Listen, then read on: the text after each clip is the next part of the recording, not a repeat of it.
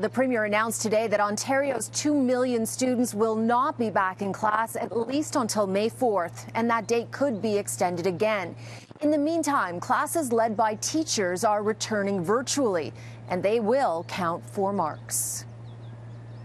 We're ensuring the reestablishment of teacher-led learning with specific expectations for students and teachers by grade.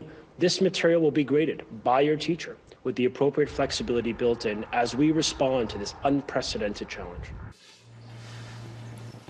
What this means is teachers will be issuing final marks and report cards. The actual teaching could be live online lessons, teleconferences, or emailing lessons. It's up to individual boards. The TDSB says lessons for teacher-led classes will be prepared differently depending on the course and the grade. How much the final exams and assignments will be worth versus the rest of the year will also be up to boards.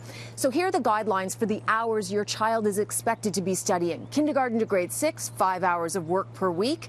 Grade 7 and 8, 10 hours of work a week. And grades 9 to 12, 3 hours of work per course per week for semestered students, 1.5 hours of work per course per week for non-semestered students, with a focus on credits and graduation. These are extraordinary times. We're moving quickly with 2 aims in mind. The first, to keep your child safe, and the second is to keep them engaged in learning. And I know nothing about this situation is ideal. And we recognize the difficulty that parents will face as we go forward. Now, there is a lot of concern for students with special needs. The government says they will be getting extra support, something we'll keep an eye on, and efforts are being made to ensure every student has a computer. If that's not possible, telephone calls and mail-out packages will be used. The education minister says they don't know if school will return at all or if it will be extended into the summer. And he promised there will be no barriers to grade 12 students to graduate. But will they be able to afford tuition in the fall? Hello, Premier.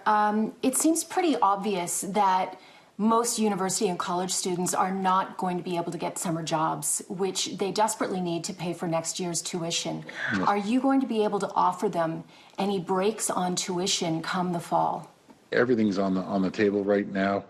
As our stimulus package, we mentioned that was the first phase, but I hear you.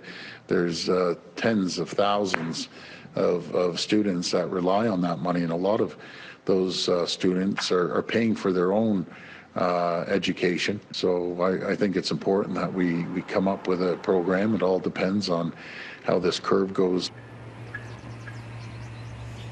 Now, daycares will also be closed for another 2 weeks. Under a state of emergency, the government can only close them for 2 weeks at a time. Now, one more note, Premier Ford was asked if there could potentially be education layoffs, and he answered no, saying he just couldn't bring himself to do that.